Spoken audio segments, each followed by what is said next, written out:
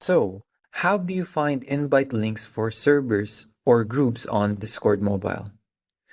So, you could get invite links from your friends or from a article you found.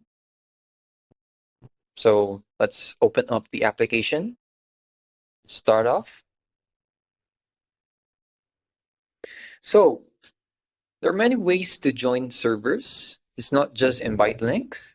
You could go to this one right here on the bottom, and you could join a study groups or clubs or a lot of community servers based off your school email address. So I'm not going to do that. So you could join some servers or you could create your own. And by joining servers like this, you could just officially not need any invite links. But most of the time, invite links are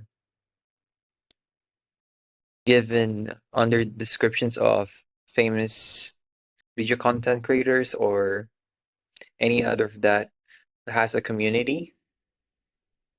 So that's one way to find invite links for servers or groups that you have the same passion with. And yeah, that's pretty much it. So thanks for watching. Don't forget to like and subscribe for more helpful topics.